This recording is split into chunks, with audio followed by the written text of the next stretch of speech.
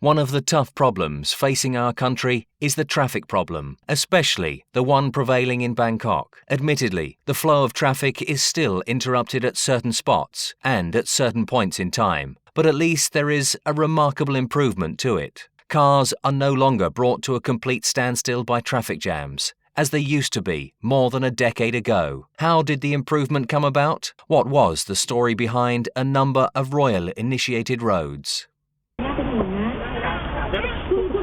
The sight of a man in police uniform executing his duty as midwife at the roadside is rather astonishing. In fact, it is a matter of life and death, a crucial moment for life inside the mother's womb that cannot wait for the green light. The childbirth occurred in quite a melee. You know, a big crowd of onlookers gathered around. When the job was done, we got a round of applause. They said something like, "The King's traffic police are super," something to this effect.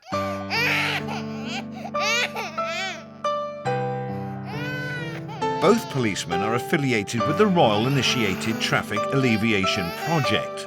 They had undergone a training course on midwifery given by Rajawati Hospital, the Royal Thai Police Hospital and the Krung Thep Hospital.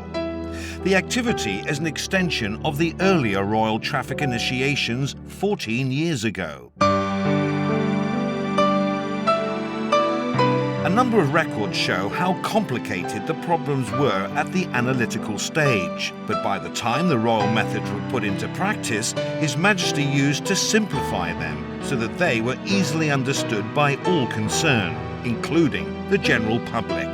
As a result, implementation proved to be easily enhanced too. The same applied to traffic problem alleviation under the auspices of Bangkok Metropolitan Administration, the BMA.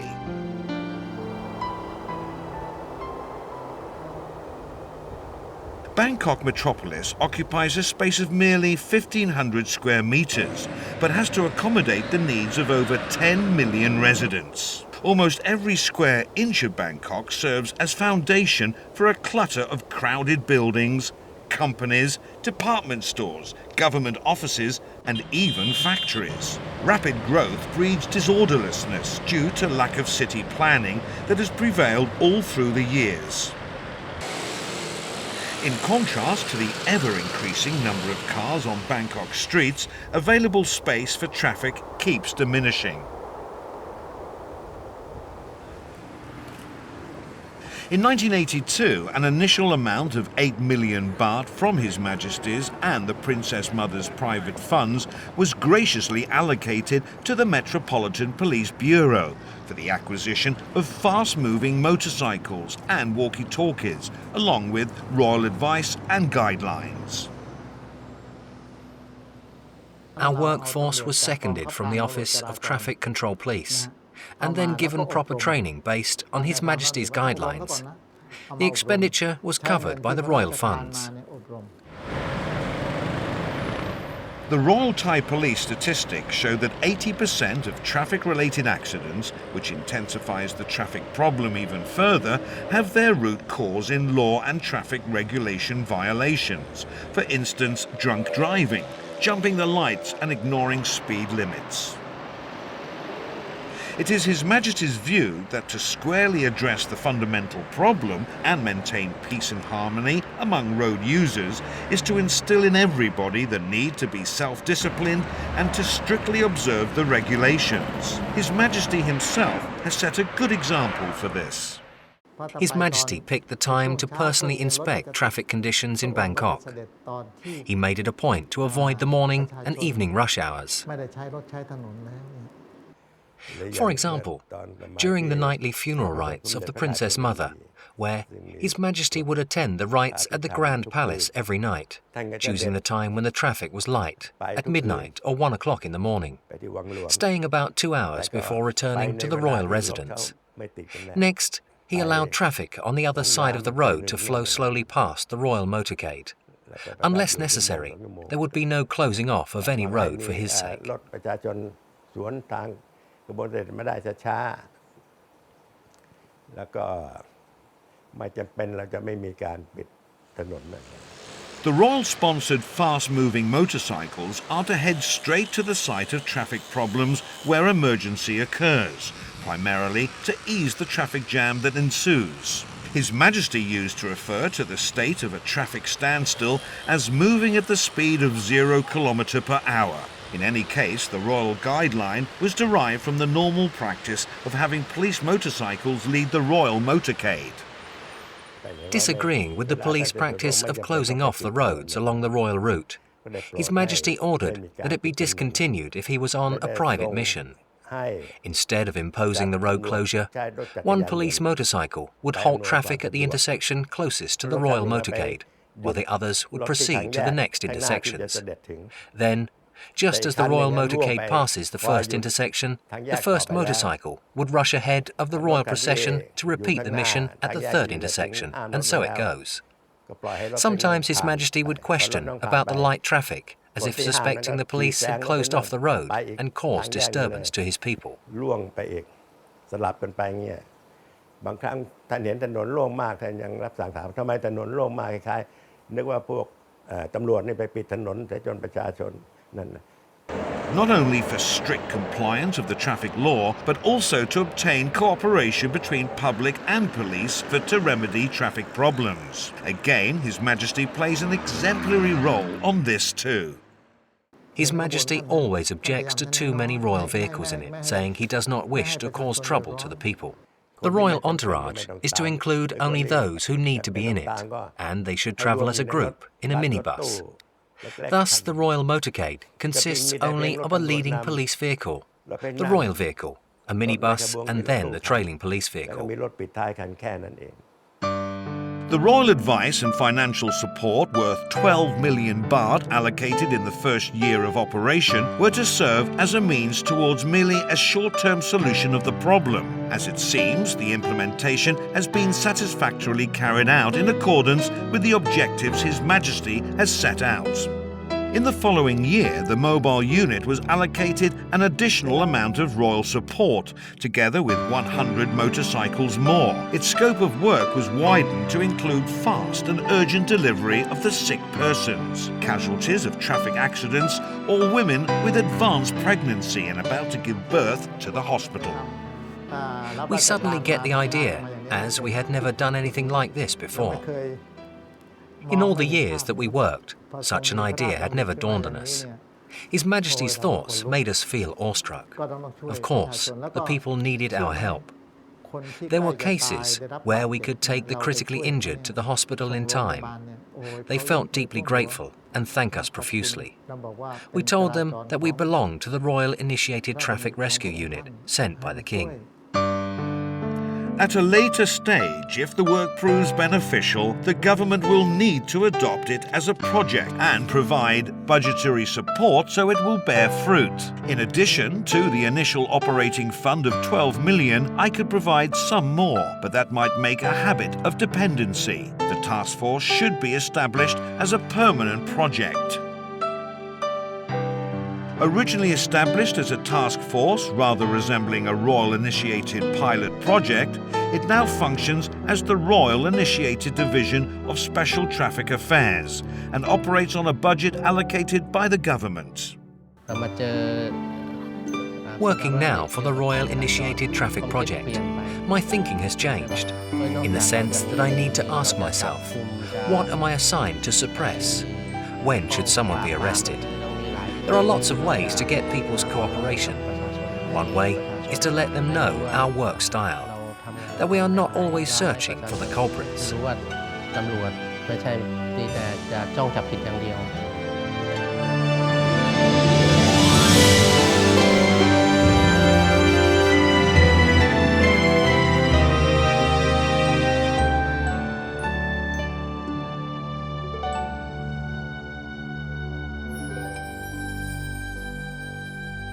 He said to me, "I am gratified. I am glad to play an active part in solving the problems facing Bangkok. Besides, I happen to work with a good, strong team. It gave me great pleasure. I really had a good time," he said.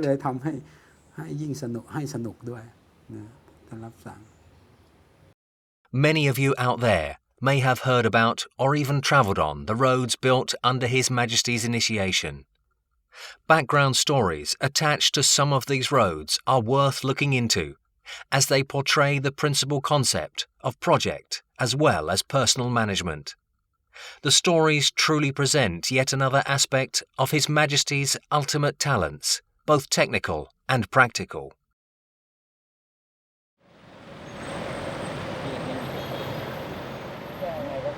From the royal initiations to find the short-term solutions to traffic-related problems, His Majesty now moved on building a road where there had been none. His Majesty would say, "It must be done. The advice that people should be disciplined drivers is not enough because I do not believe they would comply. But if we could convince them that this and that situation could be concretely remedied, they would calm down and be willing to observe the rules."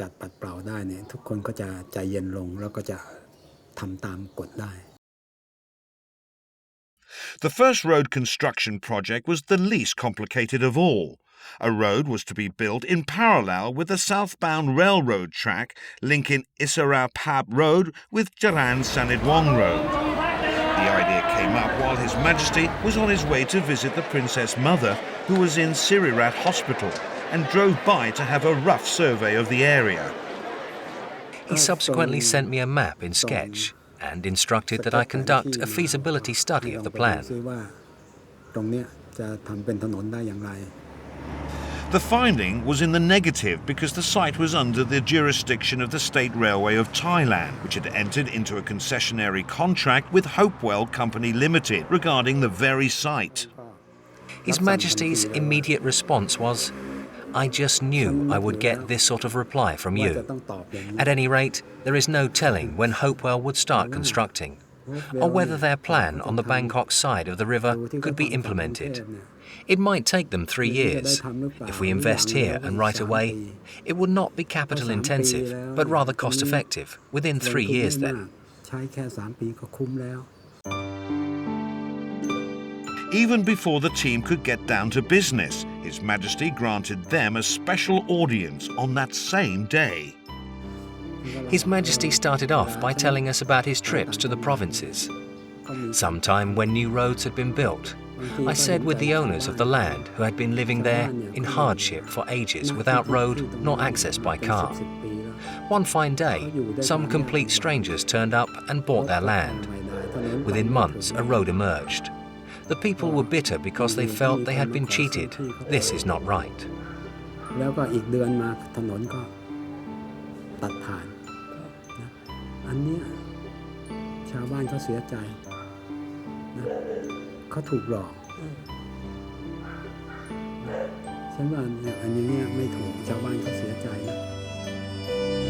The royal hint was comprehensible on the part of the team. As a consequence, words went around rapidly that a royal-initiated road was to be constructed, and that is the background story of Sutawat Road. The name was given by His Majesty. The construction took altogether 3 months.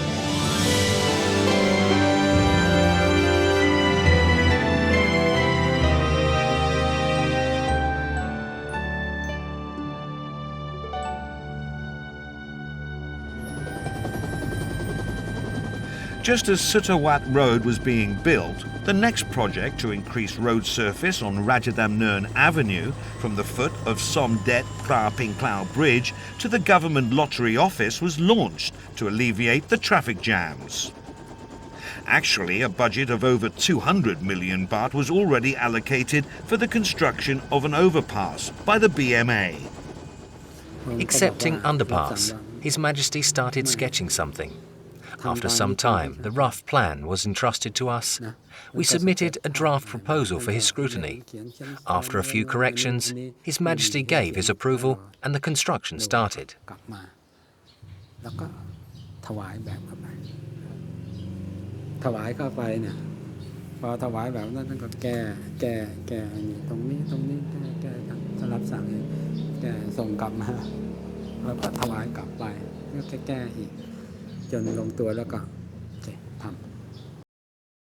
The cabinet sped up its efforts in compliance. The construction took only 2 months, using the cash advanced by His Majesty, as a government budget allocation could not be processed in time. His Majesty's solution superseded the BMA's underpass project, which would have taken 3 years to complete and proved to be very effective. We were once asked by His Majesty, "Well, how do you like working with the King?" To which we all said we had had a great time. In fact, we went on to inform him that we wished it would never come to an end. His Majesty chuckled and told us not to worry, as a lot more was coming. The next assignment was the expansion of Rajdamnern Avenue to solve the problem of the bottleneck situation at 3 different spots, which was to be carried out in harmony with the preceding projects. The Pan Phar Li Lat and Makawan Rangsan bridges were built in the reign of King Rama V. Architecturally, they feature steel lattice with fine design at the cast iron hand railing. The bridge is flanked by marble columns decorated with bronze designs. The Fine Art Department has put both bridges on the list of preserved National Historic Sites. His Majesty repeatedly instructed that the cultural heritage be preserved, that these precious railings be kept in the original shape and form. But the case of Makawan Rangsan Bridge proved more complicated, thus the team resolved to submit 2 drafts for His Majesty's decision. Draft 1, the widening of Makawan Rangsan Bridge, while Draft 2, the construction of 2 new bridges to run parallel with the original. It was after His Majesty had selected Draft 1 that the team found an unforeseen problem. His Majesty insisted, on many occasions, "Prasert, each undertaking requires your personal survey of the site. You will get lots of constructive ideas out of it. In fact, I wish I could go myself, but that would be inconvenient." That's how His Majesty expressed his concern. If he went at night, he would not see the details. It had to be done in the daytime. The survey did prove constructive. Bad news ensued on the part of the team. The final draft of the proposal, having been approved by His Majesty, was not in line with the actual physical conditions of the site. Worse still, no one dared to bring up the matter with His Majesty. Of course, we were worried, very worried. So I finally made the decision to confess. I told His Majesty, "It was my fault for having submitted the proposal for your endorsement. I have, in the meantime, conducted a survey of the place. Now, I am of the humble opinion that perhaps we should build a bridge in parallel with the original, rather than widening them. A view from the top of the building confirms this. Aside from maintaining the beautiful landscape, we would also be able to squarely address the traffic problem." His Majesty listened to me and granted his consent.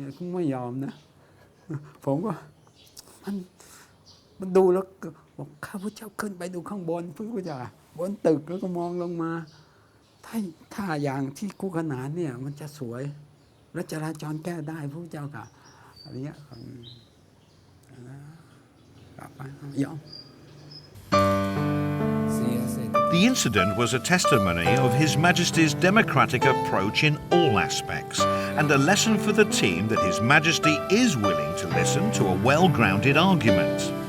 Anyone who has the courage to put up such an argument is usually selected to work in the royal team on a continual basis.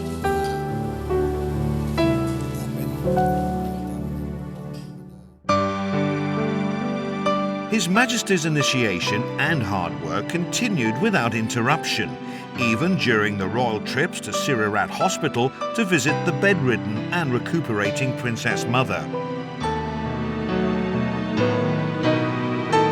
It came to His Majesty's notice that the base of the Democracy Monument took up more space than necessary. Easing the edge of the roundabout back a bit, say 1 metre or so, would mean gaining 1 whole traffic lane more. One only needed to rearrange the lanes there to enhance a better flow of traffic.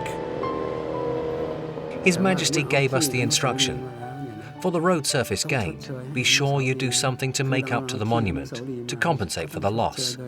Perhaps decorate it grandly to boost the physical outlook. So, you see how just he is, even in a case concerning only a material thing. Sad to say, the most overcrowded road right now is Rama 9. And Rama 9 is myself. How terrible. Rama 9 happens to have a huge fan club. Everybody comes running to Rama 9, which causes an influx on the road, and it raises a problem for me to solve. The Royal-initiated road project for the area surrounding Rama 9 Road covers a construction of altogether 4 roads, which serves as a network linking them with Tiem Ruamit Road, Pechbury Tatmai Road, Pracha Utit Road, and a temporary frontage road running north and south of Rama 9 Road. The most complicated part of the work was no other than the stage of making the blueprint of the elevated road project for Borom Rajachonani Road. In this book, you can see His Majesty's handwritten markings to indicate Somdej Pra Pinklau Bridge, Arun Amarin Bridge, Jarun Bridge, etc., and the utterly confusing directions of traffic entering and exiting. His Majesty entrusted these to us, saying, "Ponder over it, see if you can come up with any solution." As it turned out, none of our proposals met His Majesty's expectation. At long last, however, our practice of perseverance paid off. His Majesty finally granted his endorsement. His Majesty was pleased, saying, "You must go have a look to see what actually prevails there." It was the usual royal instruction, and every time he would end it with, "You will get constructive ideas out of it." Again, the survey of the site proved enlightening as he found himself face to face with a few impractical details that had been overlooked. The team had to request the audience to amend the proposal that had been submitted. The amendment involved relocation of the elevated road from side position to in the middle position on Borom Rajachonani Road, the way it is today. His Majesty finally gave his consent. Since the amendment allowed for more traffic lanes on the elevated road, the team began to ponder over the feasibility of widening Somdet Pra Pinklau Bridge. His Majesty reacted in the negative. He suggested that we reconsidered because it would be disastrous to the projects already planned and implemented at Rajadamnern Nai and Rajadamnern Klang avenues, in that the existing system would be overloaded. His Majesty then sketched a deviation which became the Rama 8 bridge today. Surprisingly, the royal initiation that gave rise to Rama VIII Bridge occurred during the period when His Majesty was ill and had to be admitted at Sirirat Hospital. It was during that very period that the working team was able to comprehend the whole system that His Majesty had envisioned. We began to see the link whereby each individual project would be connected to form a full-scale east-west network.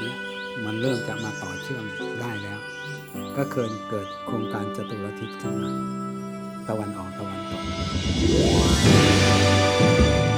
Each individual road that had kept us occupied all through a stretch of 6 years and for which a total expense of more than 4 billion baht had been incurred was finally fitted together. His Majesty gave us one assignment after another until the job was done in its entirety. What the team came to realize is a road system that comes with no charge or fee, which links up Puttamonton with Rama 8 Bridge via the elevated road and then Rajdamnern Road, Sri Ayutthaya Road, Makassan Reservoir, Rama 9 Road and all the way through to the Bangkok-Chonburi motorway.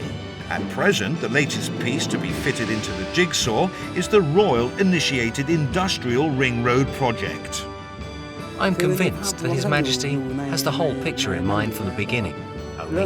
He started off with the least complicated assignment as a test piece to evaluate our calibre. He used to say giving too many assignments at once might stun the team members to the point that they could not or would not carry them out. His strategy was to monitor each project implementation progress. He kept all the data and so was able to accurately estimate the date of completion of each individual project, how the whole picture was taking shape and so on. If this had been someone else, the puzzle would not have been solved the way His Majesty did. No one else would have had the capacity.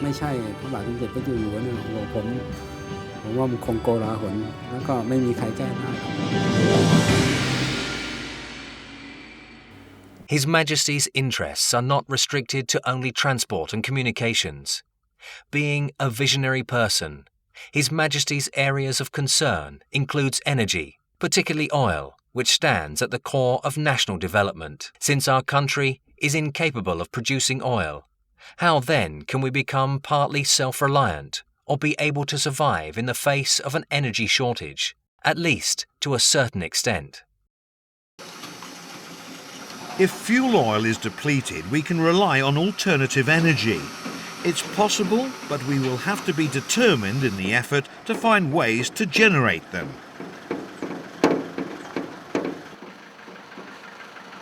In 2003, all vehicles at the Royal-initiated Pekin Tong Development Study Centre ran on biodiesel produced at the centre. Feedstock came from the centre's own oil palm experiment plots, which incidentally were byproduct of His Majesty's successful method to remedy the acidic water-sodden peat soil prevailing in the far south.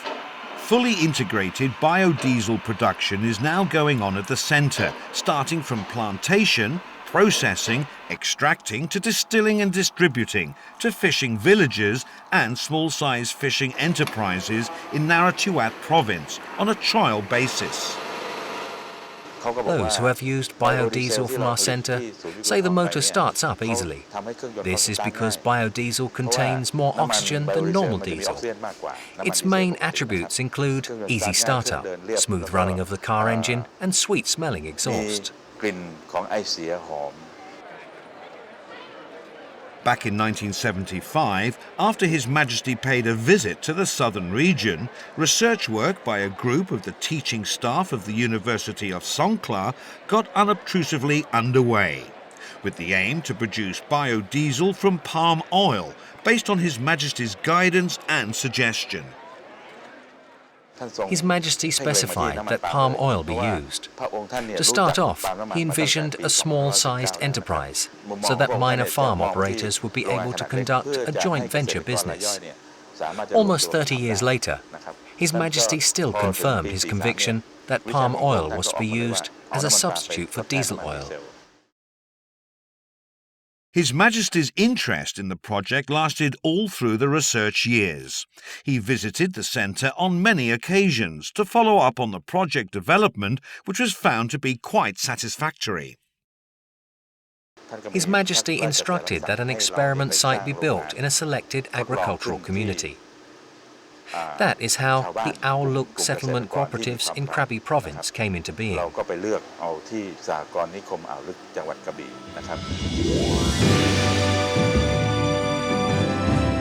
long last, research work solely by Thai scholars on the Royal-initiated production of biodiesel from palm oil paid off in 1991. Ours was the world's only palm oil distillery. Before, palm oil had been used only in cooking. We developed our own production technologies, and, if I may add, no wastewater was released in the course of production. None of the machinery and equipment at our distillery, refinery or biodiesel plant was imported. They were designed by researchers and scientists and manufactured in Hat Yai. The whole operations were possible despite limited budget allocation, a fact that applies to the Royal-initiated projects. Behind the success story was a group of people who persevered and struggled on, determined to make the best out of the limited resources available. At any rate, our work must go on. We are not satisfied with what has been achieved so far. Our future achievements must be even greater and better. ทำได้ณปัจจุบันนี้เรายังคิดว่าเราจะต้องทำให้มันดีกว่าแล้วก็ดียิ่งขึ้นไป On the contrary, our country does not need to rely on the future outcome of any research work or pay sky-high prices in exchange of advanced technologies from abroad. The reason is because success in the past constitutes an array of proactive measures to cope with the current crisis brought on by the high prices of oil. One of these is the Royal-initiated project to produce biodiesel from palm oil. Crude oil and gas are commonly known as sources of energy, but in fact energy can also be generated from a wide variety of natural sources. Whether or to what extent this can be done depends on the degree of human intelligence and capability. Through a petition from one of his subjects in Konkan province, His Majesty's attention was directed to an old sluice, in lieu of which the petitioner hoped to see a permanent dam being constructed.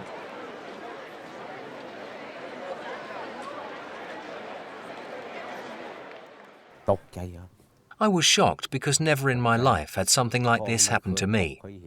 I was told to step forward in front of everybody, and they pointed at me saying, "He's the one." Am I going to be punished or what? I asked myself.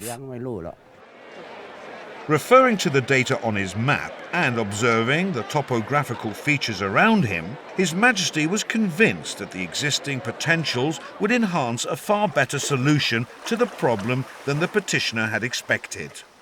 Previously, the people had had to rely on a kind of rock dam, somewhere down below. But it could only temporarily hold back the water.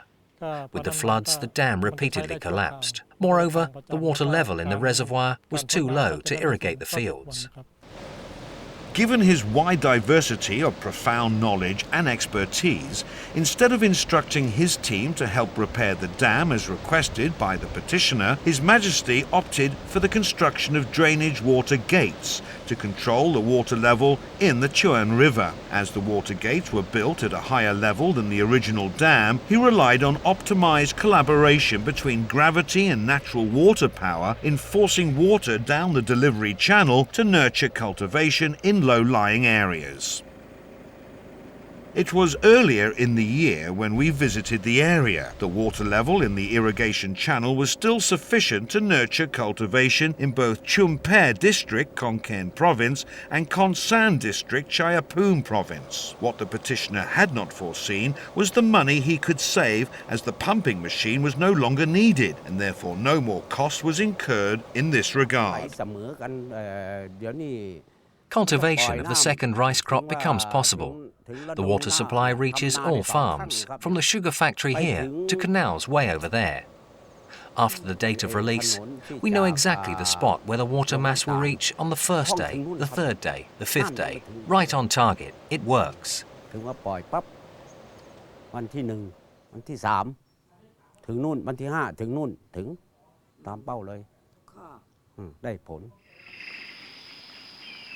The royal-initiated Huaizhou Reservoir in the middle of Ban Pong Valley serves as a water source in Chiang Mai, but the adverse effect of illegal logging going on there was beginning to be felt as the volume of water permeating into the reservoir was on the decline.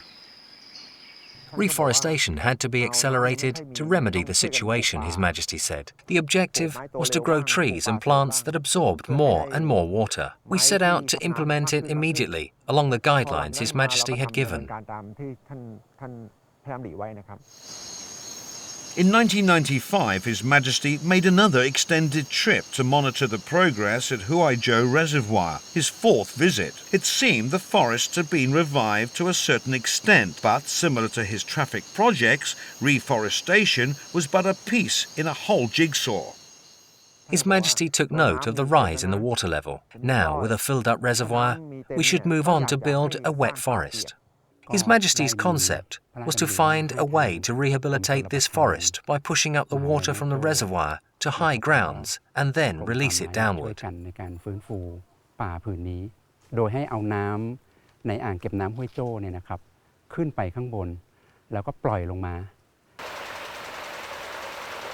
Drawing water up to high grounds from a lower source is to reverse the force of gravity. Thus, one needs energy to pump the water up. Considering that water has to be transmitted to the cultivated area anyway, and that an excess of water power can turn the water turbine which forces water upwards. From the water retention station at the top of the hill, water is gradually and steadily released to spread moisture throughout the forest up above. In the final stage, water will permeate the soil and find its way down and back into the reservoir.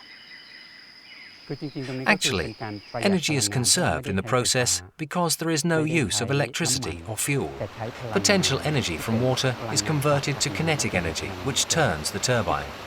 That's how water is pushed up to the hilltop. In this way, energy is derived purely from nature, i.e., from water power.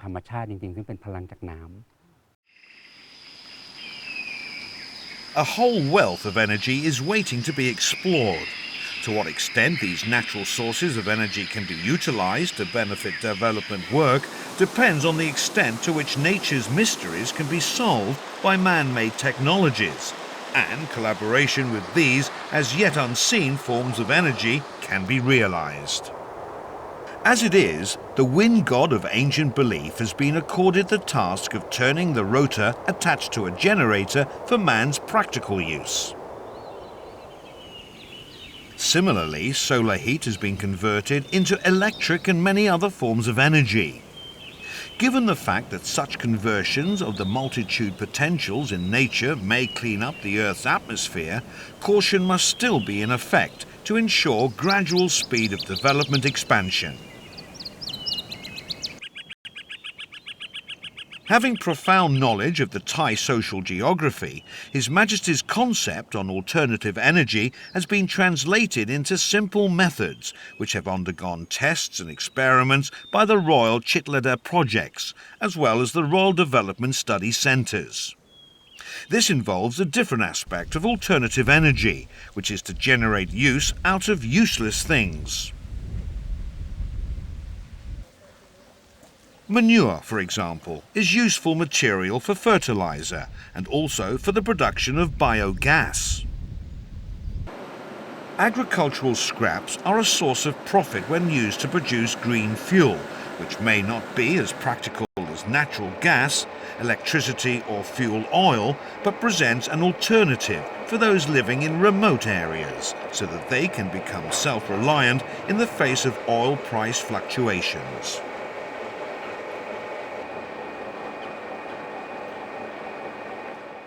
The subject of alternative energy has been close to His Majesty's heart for many decades. A lot of efforts have gone into promoting the self-sufficiency approach, so that we will not have to always rely on imports. But the people on their part sometimes deviate from the principle of self-reliance and opt for convenience. เป็นนำเข้าจากต่างประเทศมานานแล้วนะครับแต่ว่าเราเองนั้นก็ต้องยอมรับว่าบางครั้งเราก็อาจจะเผลอไผลหลงไหลไปบ้างนะฮะไปติดยึดกับความสะดวกสบายต่างๆจนกระทั่งลืมแนวคิดที่จะพึ่งตนเอง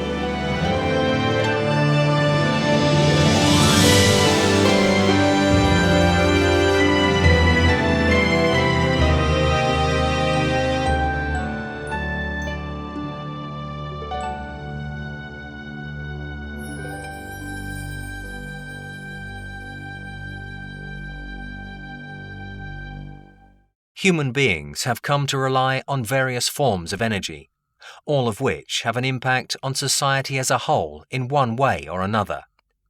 What you just saw were illustrations of the self-sufficiency concept as far as energy is concerned.